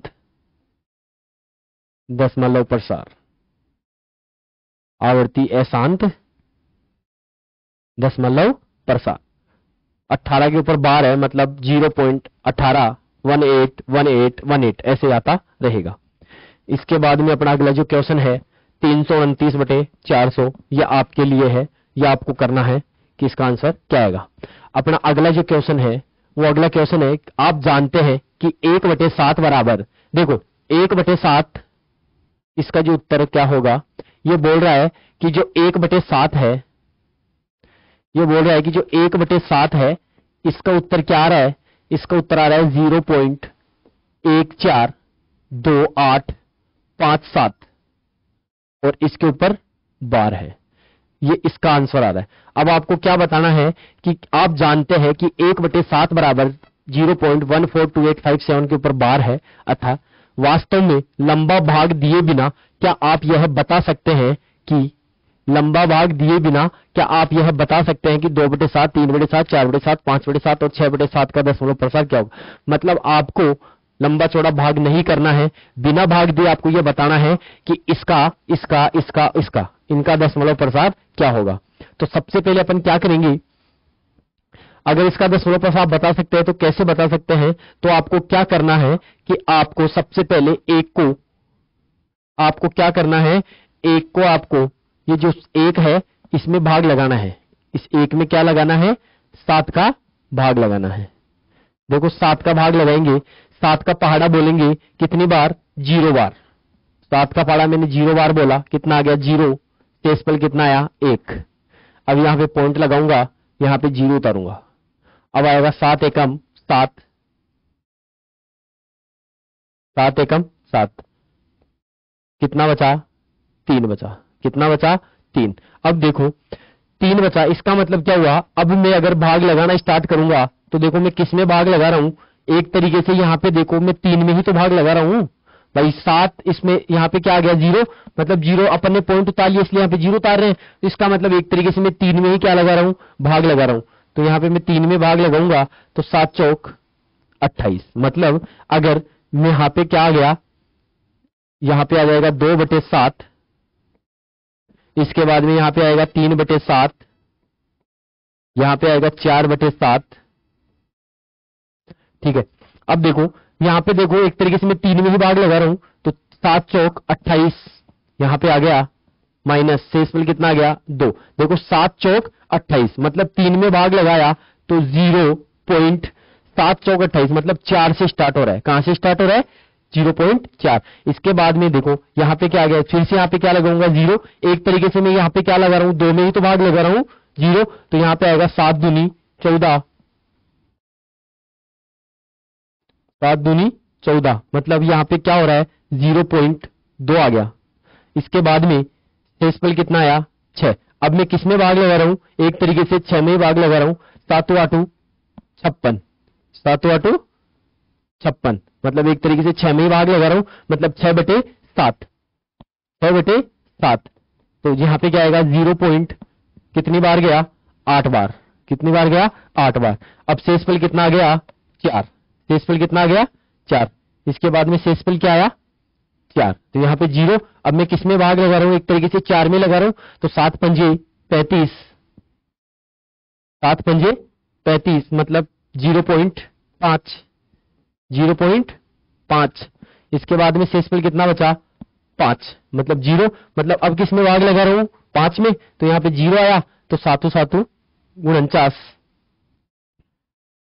शेषफल कितना बचा 1। देखो अपन ने 1 से शुरुआत की थी, वापस से 1 आ गया, मतलब यही नंबर बार बार क्या हो रहा है, रिपीट हो रहा है। और यहां पे भी क्या दे रखा है, यही दे रखा है। इसका मतलब मैं यहां पे किस पे भाग लगाया 7 में, देखो 2 3 4 5, सॉरी यहां पे किस में भाग लगा रहा था मैं 5 में, तो 5/7, 5/7 इधर ले लेता हूं, 5/7, तो 5/7 में लगाया तो 0.7।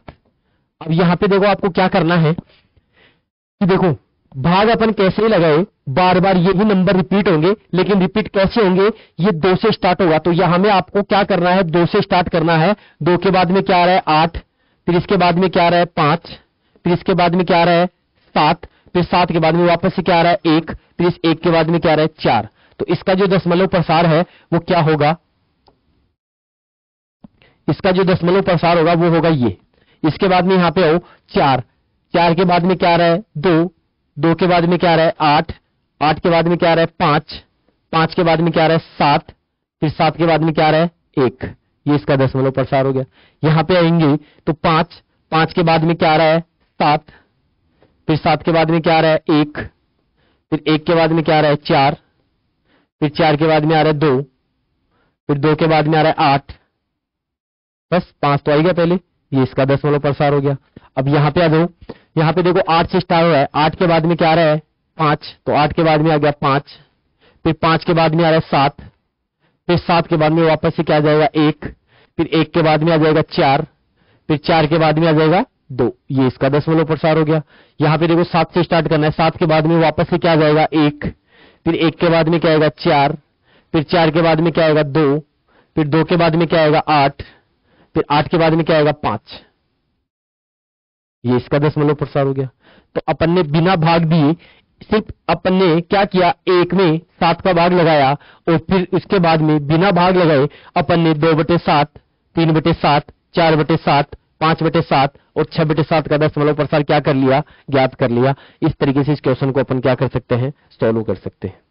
इसके बाद में है अपना जो अगला है क्वेश्चन, अगला जो क्वेश्चन है वो क्या है कि निम्नलिखित को P/Q के रूप में व्यक्त कीजिए, जहां P और Q पूर्णांक है तथा Q is not equal to. मतलब ये जो क्वेश्चन है इनको सभी को क्या करना है, P/Q के, मतलब आपको दशमलव प्रसार दे रखे हैं और आपको P/Q के रूप में क्या करना है, व्यक्त करना है। तो जो पहला क्वेश्चन है वो क्या है कि 0.6 और बार, इसका मतलब क्या हुआ 0.6666, इसी तरीके से। तो मैंने आपको बताया था इसको हल करने का तरीका। अपन क्या लिखेंगे, माना x बराबर 0.6666, ये हो गया समीकरण नंबर 1।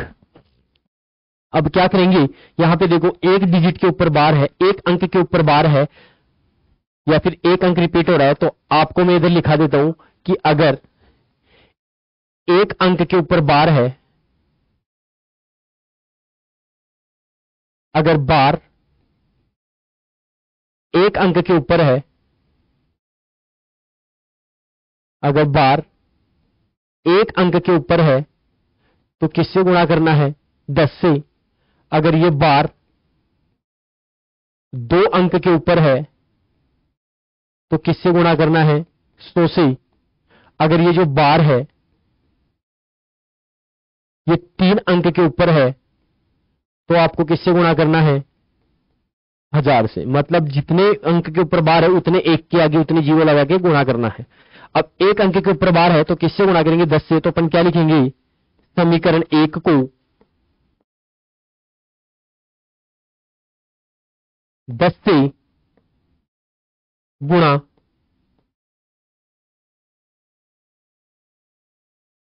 करने पर, गुणा करने का मतलब है कि जब किसी समीकरण को अपन गुणा करते हैं तो उसमें जो दायां पक्ष और बायां पक्ष, मतलब LHS और RHS दोनों ही क्या होते हैं, गुणा होते हैं। मतलब ये भी गुणा होगा और ये भी गुणा होगा।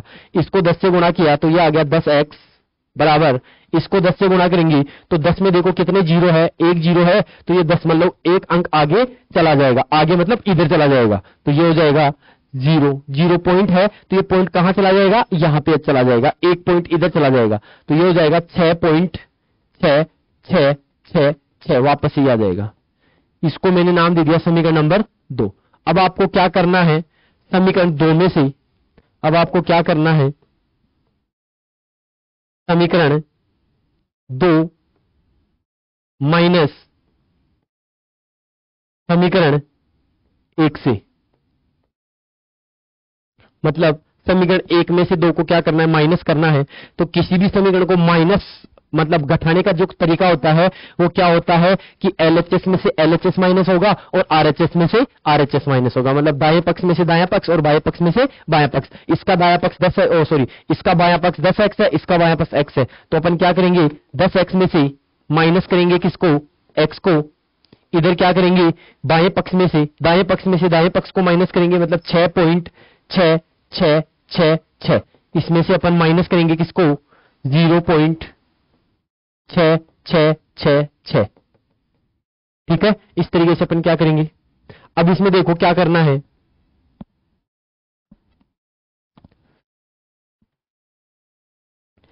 देखो 10x में से x माइनस करेंगे तो कितना आएगा, 9x। कितना आएगा, 9x माइनस कर दिया।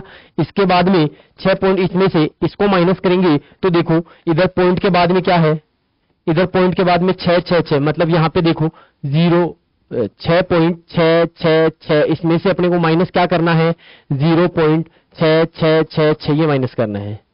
तो देखो यहाँ पे तो 0 0 0 0 यही बचेगा, इधर क्या बच जाएगा 6, मतलब अपने पास क्या आया, माइनस करने पे छा गया। इसका मतलब क्या हुआ, x बटे इस 9 का इधर पक्षांतर करेंगे तो 6/9 आ गया। जब इसको अपन काटेंगे तो x बराबर क्या आएगा, इसको 3 से काटेंगे तो 2 और इसको 3 से काटेंगे तो 3, तो अपना जो मान आ गया वो क्या आ गया, 2/3। मतलब यहाँ पे अपन ने x क्या लिया था, ये लिया था, और उधर x का मान क्या गया, 2। इसका मतलब क्या हुआ कि ये जो मान है और ये जो मान है वो दोनों मान क्या है, बराबर है। इसका मतलब ये हुआ कि अगर मैं 2 में 3 का भाग लगाऊंगा, 2 में 3 का भाग लगाऊंगा तो मेरे पास क्या आएगा, 0.6666, 0.666 ये आएगा। इस तरीके से अपन क्या करेंगे, इसको p/q के रूप में व्यक्त कर लेंगे। अगला क्वेश्चन है 0.47।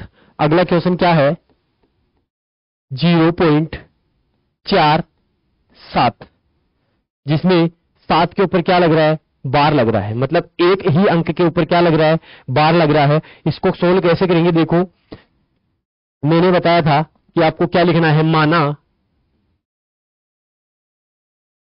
x बराबर 0.4777, ये हो गया समीकरण नंबर 1। ये हो गया समीकरण नंबर 1। इसके बाद में क्या करना है, समीकरण 1 को किससे गुणा करना है, एक डिजिट के ऊपर, एक अंक के ऊपर बार है तो किससे गुणा करना है, 10 से गुणा करने पर, समीकरण 1 को 10 से गुणा करने पर, 10 से गुणा करेंगे तो इधर देखो LHS भी 10 से गुणा होगा, RHS भी 10 से गुणा होगा, तो यह हो जाएगा 10x बराबर, इधर क्या होगा, 1 दशमलव आगे चला जाएगा, मतलब 4.7777, यह हो गया समीकरण नंबर 2। अब आपको क्या करना है, समीकरण 2 माइनस समीकरण नंबर 1, ये माइनस करना है। इधर क्या होगा, LHS में से LHS घटाना है, मतलब 10x में से माइनस करना है x, इधर क्या आएगा 4.777, इसमें से माइनस करना है 0.4777। अब देखो आपको क्या करना है, 10x में से x माइनस करेंगे तो ये बच जाएगा 9x, ये बच जाएगा 9x। इधर देखो 4.777, इसमें से आपको माइनस करना है 0.477, इधर आएगा 0 0, इधर भी 0 0 चलता रहेगा। इधर 7 में से 4 माइनस करेंगे तो 3 3, और इधर बच जाएगा 4, इधर बच जाएगा 4, मतलब अपने पास क्या बचा, 4.3। अब इधर x की वैल्यू निकालनी है, x का मान निकालना, 9 का इधर पक्षांतर कर देंगे तो ये हो जाएगा x बराबर 4/3, 4.3/9। इस पॉइंट को हटाना है तो आपको क्या करना है, इस पॉइंट को हटाना है तो क्या करना है, इस पॉइंट की जगह, पॉइंट के आगे जितने अंक है उतने 0 नीचे लगा देंगे। इस तरीके से अपन क्या कर गया, पॉइंट, इसको आप, ये इसका क्या आ गया, मान आ गया, p/q के रूप में अपन व्यक्त। इसका मतलब क्या हुआ कि अगर मैं इसको इससे भाग लगाऊंगा तो मेरे पास क्या आएगा, 0.47777 आएगा। इस तरीके से अपन क्या कर सकते हैं, इसको p/q के रूप में व्यक्त कर सकते हैं। अगला जो अपना क्वेश्चन है वो है 0.001 और इसके ऊपर बार 0.001।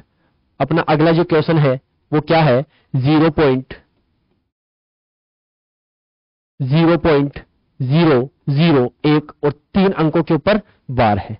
इसका मतलब क्या है कि देखो आपको क्या करना है, माना x बराबर 0.001 ये ही बार बार क्या होता रहेगा, रिपीट हो रहेगा। ये हो गया समीकरण नंबर 1। अब आपको क्या करना है, देखो कितने अंकों के ऊपर बार लग रहा है, 3 अंकों के ऊपर। तो जब 3 अंकों के ऊपर बार होता है तो अपन किससे मल्टीप्लाई करते हैं, किससे गुणा करते हैं, 1000 से गुणा करते हैं। तो अपने को क्या करना है, समीकरण 1 को 1000 से गुणा करने पर, समीकरण 1 को 1000 से गुणा करने पर, 1000 से गुणा करेंगे तो इधर तो आएगा 1000x बराबर, इधर 1000 से गुणा करेंगे तो यहाँ पे 3 जीरो है तो ये दशमलव है वो 3 अंक आगे चला जाएगा। ये जो दशमलव है वो 3 अंक आगे चला जाएगा। इसका मतलब ये हो जाएगा 1.001 ये हो गया समीकरण नंबर 2। अब आपको क्या करना है, वही तरीका है पहले वाला ही, समीकरण नंबर 2 माइनस समीकरण नंबर 1, मतलब समीकरण 2 में से 1 को क्या करना है, माइनस करना है। तो देखो क्या करेंगे, 1000x माइनस इसमें से क्या होगा, इधर हो जाएगा x, इधर आ जाओ 1.001 इसमें से आपको माइनस करना है 0.001001।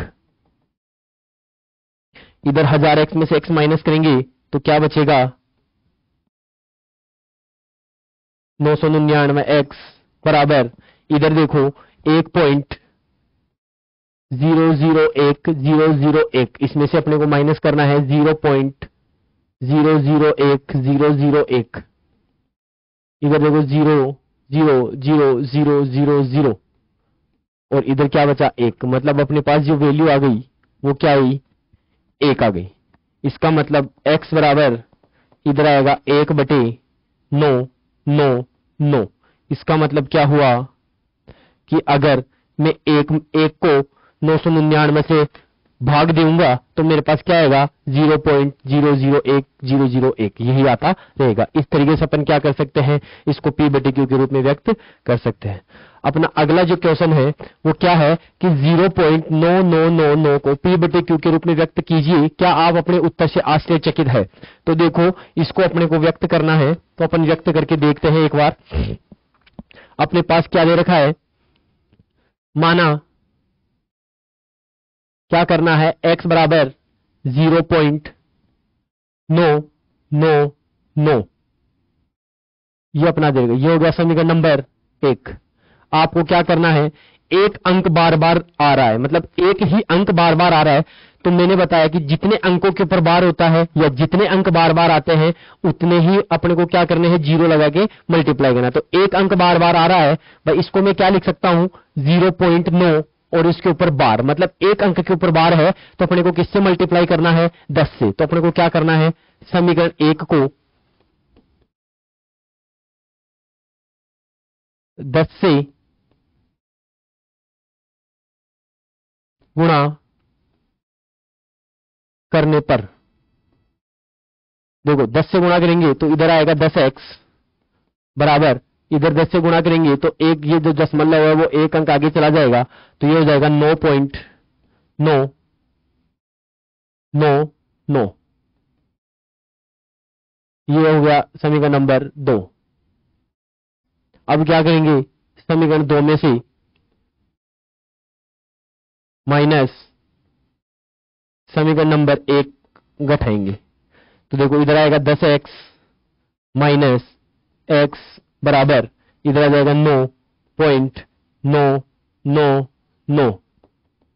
इसमें से माइनस करना है 0.999। इधर देखो, या 10x में से x माइनस करेंगे तो ये आ गया 9x बराबर, इधर देखो 0.999 0.999, तो बचाएंगे माइनस करेंगे तो क्या आएगा 9, तो इधर x बराबर क्या आ गया 9/9, और 9 को 9 से भाग लगाएंगे तो x का मान क्या आ गया 1 आ गया। ये क्या हुआ, इधर x का मान क्या था 0.9999 और इधर x का मान 1 आ रहा है, मतलब ये दोनों तो बराबर नहीं आए। तो हम अपने उत्तर से क्या है आश्चर्यचकित है। ऐसा क्यों हुआ, ऐसा इसलिए हुआ कि जो 0.9999 अनंत तक जा रहा है वो क्या होता है 1 के ही बराबर होता है, इसलिए बोला जाता है कि 0.99 क्या होता है 1 के ही बराबर माना जाता है, इसलिए इसका मान क्या आया 1 आया। ठीक है, अपना अगला क्वेश्चन है वो है कि 1/17 के दशमलव प्रसार में अंकों की पुनरावृत्ति खंड में अंकों की अधिकतम संख्या क्या हो सकती है। अपने उत्तर की जांच के लिए विभाजन क्रिया कीजिए। मतलब आपको क्या करना है, 1 को 17 से भाग लगाना है और 17 से भाग लगा के आपको यह बताना है कि कितने अंकों के बाद में उसके जो अंक है, मतलब कितने अंकों के बाद में, कितने अंकों के बाद में, कितने अंकों की पुनरावृत्ति के बाद में जो खंड है वो वापस से आएंगे, मतलब कितने अंकों के बाद में अंक वापस से रिपीट होना स्टार्ट करेंगे। इसका मतलब क्या हुआ, अपन क्या करेंगे 1 को भाग लगाएंगे किससे 17 से, तो 17 से भाग लगाएंगे तो देखो क्या करेंगे, सबसे पहले 17 का पहाड़ा बोलेंगे कि 1 से ज्यादा नहीं जाना चाहिए, तो अपन बोलेंगे 0 बार, तो 17 का पहाड़ा 0 बार बोलेंगे तो आ गया 0। अब माइनस करेंगे तो क्या आया 1। अब क्या करेंगे, यहां पे पॉइंट लगाएंगे और यहां पे 0 उतारेंगे। अब फिर से 17 का पहाड़ा बोलेंगे कितनी बार कि 10 से ज्यादा नहीं जाना चाहिए, तो 0 बार बोलेंगे, तो 17 का पहाड़ा फिर से अपन ने 0 बार बोला तो यहां पे आ गया 0, शेष पल आ गया 9, अब सॉरी 9 नहीं, शेष पल आ गया 10। अब फिर से यहां पे 0 लगाएंगे, कितनी बार बोलेंगे कि 17 का पहाड़ा इतनी बार बोलो कि 100 से ज्यादा नहीं जाना चाहिए, तो 17 5 85, 17 छिंगी 102, तो 5 बार आएगा, तो यहां पे क्या आएगा 5, कितना आ गया 85 आ गया, फिर माइनस कितना बचा 15, फिर यहां पे आ गया 0। अब 17 का पहाड़ा बोलूं कि 150 से ज्यादा नहीं जाना चाहिए, तो कितनी बार होगा 9 9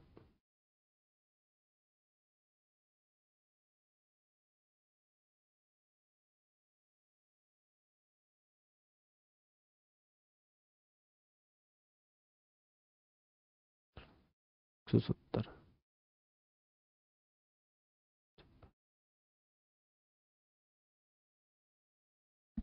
8 बार,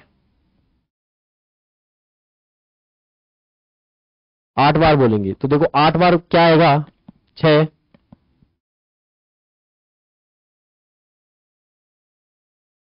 136, माइनस करेंगे कितना आ गया 14 आ गया।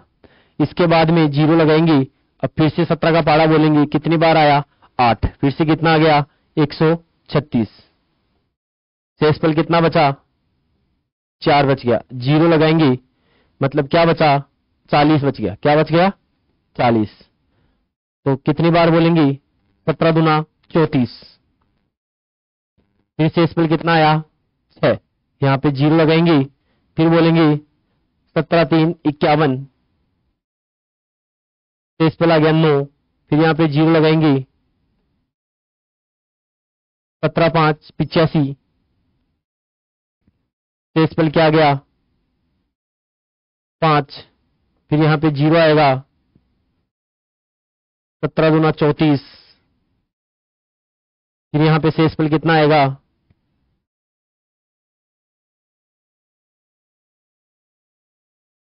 16, फिर यहां पे 0 लगाएंगे, अब कितनी बार आएगा 9 बार आएगा,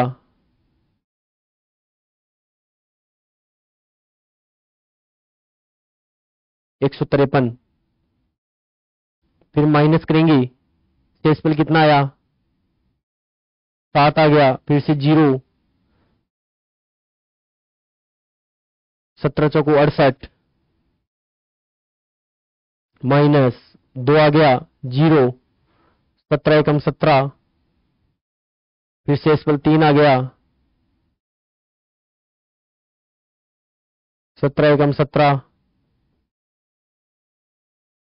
शेषफल आ गया 13, 0, 7 बार आ गया 119, शेषफल आया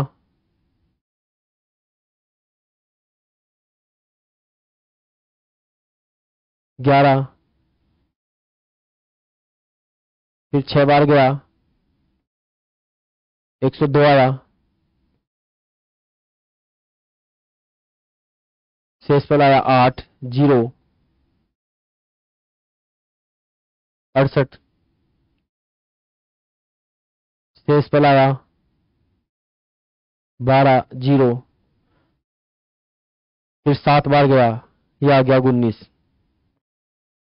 आ गया 1।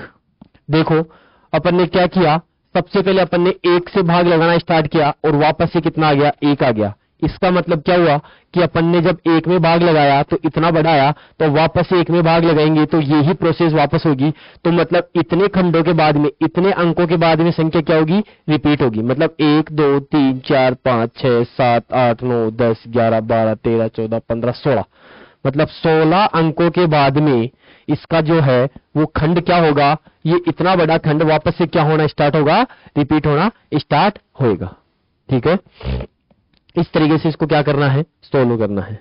इसका अगला जो क्वेश्चन है वो है कि P बटे Q के रूप में, P बटे Q के रूप की परिमेय संख्याओं के अनेक उदाहरण लीजिए जहां P और Q पूर्णांक है, जिनका 1 के अतिरिक्त अन्य कोई उभयनिष्ठ गुणनखंड नहीं है और जिनका शांत दशमलव प्रसार है। क्या आप यह अनुमान लगा सकते हैं कि Q का कौन सा गुण संत, मतलब आपको क्या करना है कि P बटे Q के रूप की बहुत सी परिमेय संख्याओं के आपको क्या लेने हैं, उदाहरण लेने हैं। जैसे 1 बटे 3, 2 बटे 5, 3 बटे 7,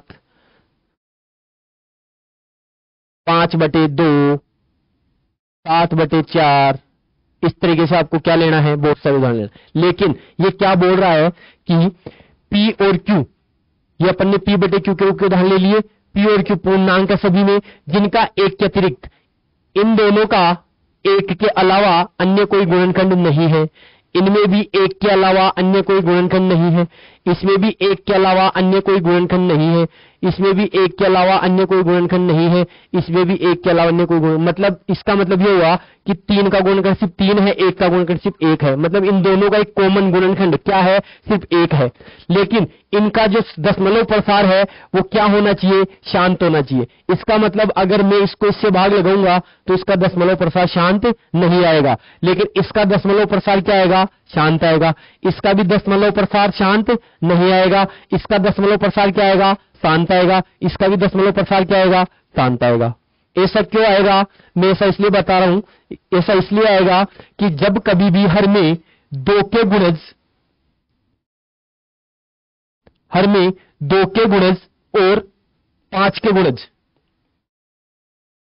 2 के गुणज और 5 के गुणज के रूप में अगर कोई संख्या होगी, 2 के गुणज का मतलब हो गया 2 4 6 8 10 12, अगर 2 का गुणज में कोई संख्या होगी या फिर 5 के गुणज में कोई संख्या होगी तो उसका दशमलव प्रसार हमेशा क्या रहेगा, शांत रहेगा, वरना उसका दशमलव प्रसार शांत नहीं रहेगा। लेकिन दोनों क्या होनी चाहिए, कोई भी इसमें उभयनिष्ठ गुणनखंड नहीं होना चाहिए 1 के अलावा। इसका उभयनिष्ठ गुणनखंड, दोनों का उभयनिष्ठ गुणनखंड 1 है, इसमें भी दोनों का उभयनिष्ठ गुणनखंड 1 है, इसमें भी दोनों का उभयनिष्ठ गुणनखंड 1 है।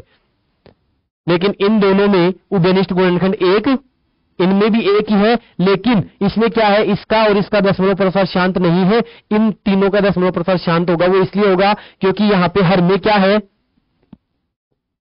हर में 2 के गुणज और 5 के गुणज होने पर दशमलव प्रसार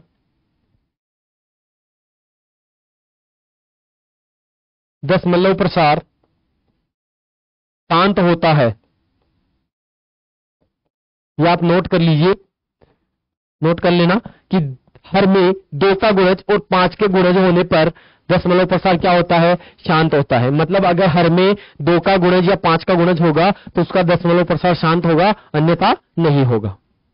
ये अपना छठा क्वेश्चन था। इसके बाद में क्वेश्चन नंबर 7 है, ऐसी 3 संख्याएं लिखिए जिनके दशमलव प्रसार अनवसानी अनावर्ती हो। मतलब ऐसी 3 संख्याएं लिखनी है जिनके दशमलव प्रसार क्या हो, अनवसानी अनावर्ती। अनवसानी अनावर्ती का मतलब होता है कि उसमें कोई भी अंक बार बार, मतलब कोई भी खंड, अंकों का खंड या अंकों का भाग बार बार रिपीट नहीं होना चाहिए। मतलब कोई भी सिंगल अंक या अंकों का जो समूह है या अंकों का जो खंड है वो रिपीट नहीं होना चाहिए। तो इस प्रकार के आपको क्या लिखनी है, 3 संख्याएं लिखनी है। आपको क्या लिखनी है, 3 संख्याएं। तो जो पहली संख्या है वो क्या है, 1 पॉइंट 10 100 1000 10,000। इसमें देखो कोई भी अंकों का पेयर, मतलब यहां पे 10 आ रहा है तो यहां पे 100 आ रहा है, फिर यहां पे 1000 आ रहा है, फिर यहां पे 10,000 आ रहा है।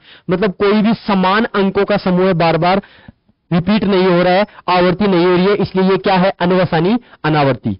अगला उदाहरण है, अगली जो संख्या है वो है 2.11 12 13 14, इस तरीके से। इसमें भी क्या है कि कोई भी अंक बार बार नहीं आ रहा है, मतलब अंकों का समूह है, समान अंकों का समूह है, बार बार रिपीट नहीं हो रहा है, हर बार अलग अलग अंक आ रहा है। तीसरा क्या हो जाएगा, 3.10 11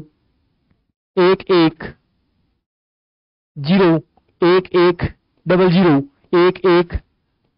11 000, इस तरीके से आप कोई भी उदाहरण ले सकते हैं, कोई भी इसी प्रकार की कोई भी संख्या आप खुद भी बना सकते हैं कि जिनमें क्या होता है, अनवसानी अनावर्ती। इनमें देखो कोई भी अंकों का समान समूह है, बार बार रिपीट नहीं हो रहा है, तो ये सभी क्या है, अनवसानी अनावर्ती के उदाहरण है।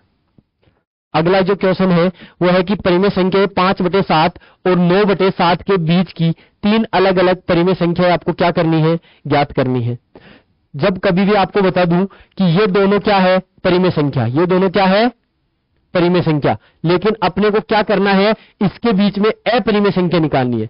तो जब कभी भी परिमेय संख्याओं के बीच में अपरिमेय संख्या निकालनी होती है तो हमें सबसे पहले उसका दशमलव प्रसार ज्ञात करना पड़ता है, क्योंकि परिमेय संख्याओं के बीच में परिमेय संख्या होती है, इसी प्रकार परिमेय संख्याओं के बीच में अपरिमेय संख्या भी होती है। लेकिन p/q के रूप की सभी संख्याएं परिमेय होती है, तो अपन ये नहीं कह सकते कि भाई वो संख्या अपरिमेय होगी। अपरिमेय संख्या पहचानने के लिए या तो संख्या अंडर रूट वाली होनी चाहिए जिसका पूरा पूरा वर्गमूल नहीं निकाला जा सके, या फिर उस संख्या का जो दशमलव प्रसार है वो क्या होना चाहिए, अनवसानी अनावर्ती का होना चाहिए। उसी कंडीशन में क्या होती है, संख्या परिमेय या अपरिमेय होती है। अब देखो आपको क्या करना है, इनका दशमलव प्रसार देखो 5/7, इसका जो दशमलव प्रसार है वो अपन ने पहले निकाला है, एक बार देख लेते हैं।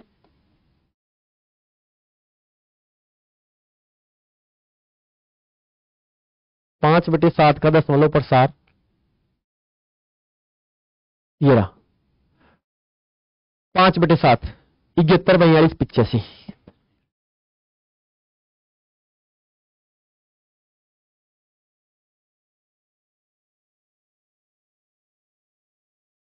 ये इसका 5/7 मतलब 5 को अगर 7 से डिवाइड करेंगे, मतलब भाग लगाएंगे, तो इसका दशमलव प्रसार ये हो गया।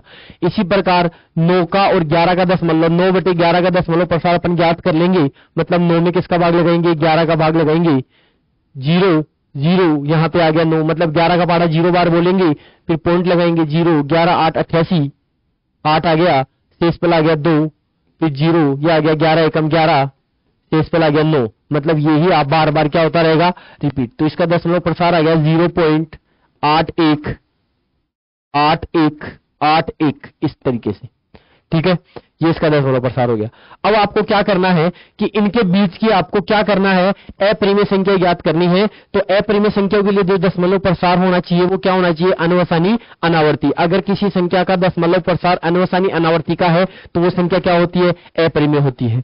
तो आपको क्या करना है, इसका दशमलव प्रसार बताना है इन दोनों के बीच में। तो देखो यहाँ पे जो संख्या है वो है 71, तो 71 के बाद में आप 72 ले सकते हैं, 73 ले सकते हैं, मतलब 7, यहाँ पे है 7, एक तो आप 7 2 7 3 7 4 7 5 7 6 7 8 कहां तक ले सकते हैं, 8 1 तक। इस तरीके से आपको लेना है। फिर इसके बाद में ले लो 7 3, फिर 7 4, फिर 7 5, इस तरीके से आप ले सकते हैं। ये एक संख्या हो गई, हर बार अलग अलग अंक आ रहा है, कोई भी अंकों का समूह है या समान अंकों का समूह बार बार नहीं आ रहा है। इसके बाद में 0.75 1 2 3 7 5 0 3 4 7 5 कुछ भी ले सकते हो आप। इस तरीके से आप ये संख्या आ गई। इसके बाद में आ गया 80 00 8000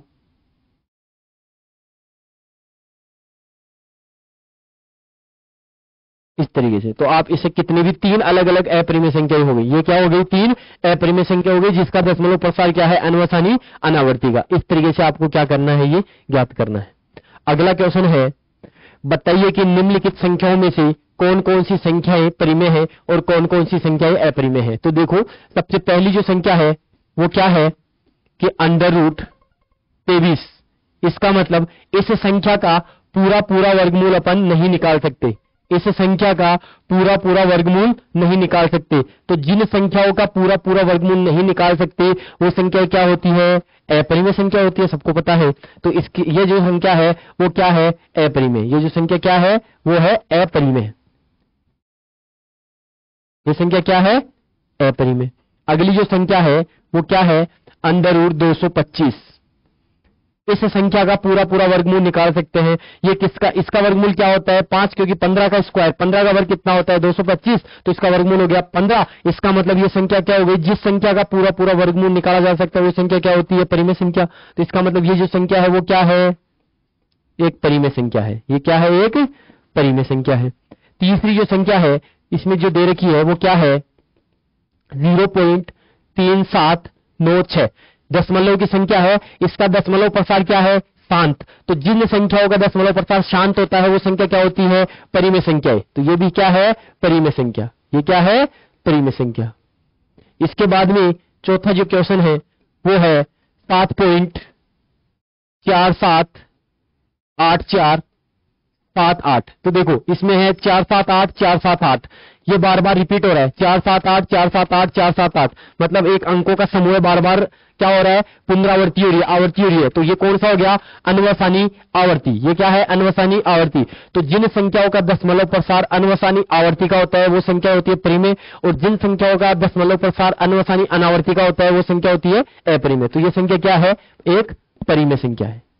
ये संख्या क्या है? एक परिमेय संख्या है। अगला है पांचवा 1. 10 100 1000 फिर 10,000।